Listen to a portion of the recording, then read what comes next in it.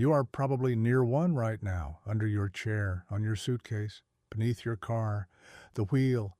It is so simple, so obvious, that you would assume it was one of the very first things humans ever built, something a caveman stumbled onto by rolling a log. It wasn't, not even close. By the time anyone rolled the first true wheel, human beings had already been farming for 4,000 years. They had built cities. They had domesticated animals. They had invented pottery and weaving and the plough. They had even invented writing. We had been keeping written records for centuries before we figured out the wheel. So here is the mystery. If the wheel is so simple, why did the smartest tool-using species on Earth take almost all of its history to invent it? To answer that, you have to go back to the problem it was born to solve. The oldest problem there is. How do you move something too heavy to lift? For most of human history, there was only one answer. You drag it, you grab the thing, you dig in your heels, and you haul it across the ground, fighting the earth the entire way. Later, people got a little cleverer. They put the heavy load on a sledge, a kind of sled, so it slid instead of scraping. Better, but still brutally hard, because the whole flat bottom is grinding against the ground the whole time. And then, somewhere, someone had a better idea. Rollers. If you lay logs down on the ground side by side and drag your load across the top of them, the logs roll, and the load glides forward almost effortlessly. For the first time, the heaviness of a thing stopped fighting you. But rollers have a maddening flaw. As the load rolls forward, it runs off the front of the logs and leaves logs behind it. So you have to stop, pick up the log that just came out the back, run it around to the front, and lay it down again.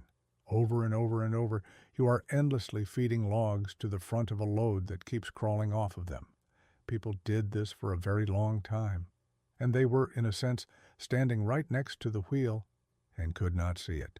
Because here is the thing everyone gets wrong about the wheel.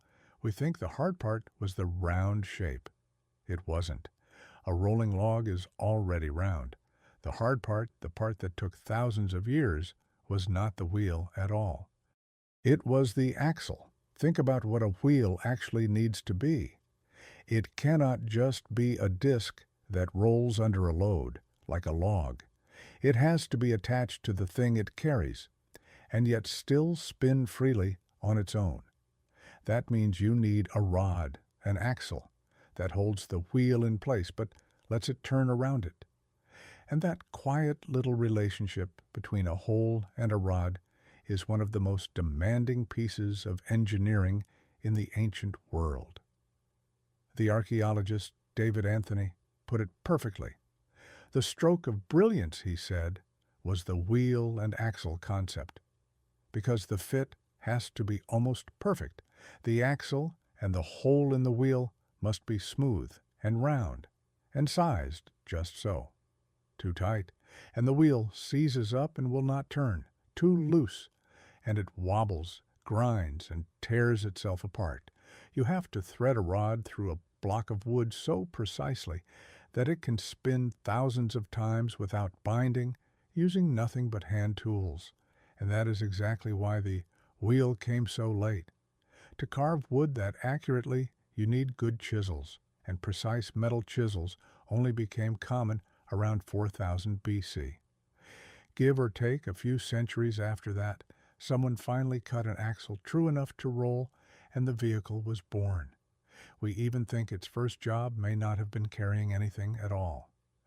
Many believe the wheel first spun lying flat, as a potter's wheel, throwing clay, and then, one day, someone stood it up on its edge, ran an axle through it, and everything changed. We do not know their name. The first wheels appear almost at the same moment across a huge stretch of the world. In the marshes of Slovenia lies the oldest wheel ever found, over 5,000 years old, still fixed to a piece of its axle. Similar wheels turn up in Mesopotamia, in the mountains north of the Black Sea, across Europe. It is as if the idea, once it was finally possible, spread like fire. and what it unlocked was staggering. A wheel does something almost magical to physics. Dragging a load means fighting sliding friction, the full grip of the ground. A wheel replaces that with rolling friction, which can be 100 times weaker. Suddenly, a single ox could pull a cart, carrying what an entire village once had to drag. Trade could travel. Armies could travel. Later, someone cut most of the wood away and left only spokes, and the heavy cart became the light, fast chariot, and the whole world sped up. But here is the part that should genuinely stop you. Here is what makes the wheel stranger than any other invention. In 4 billion years, life on Earth has invented almost everything. Evolution built the eye, from scratch, dozens of separate times. It invented flight and sonar and electricity and jet propulsion. But in all that time, across every creature that has ever lived, evolution never once invented the wheel. There is no animal that rolls. And the reason is beautiful. A wheel has to spin completely free of the body. But a living body is all connected, threaded through with blood vessels and nerves, everything woven into everything else. You cannot have a part that spins forever without twisting loose and tearing away.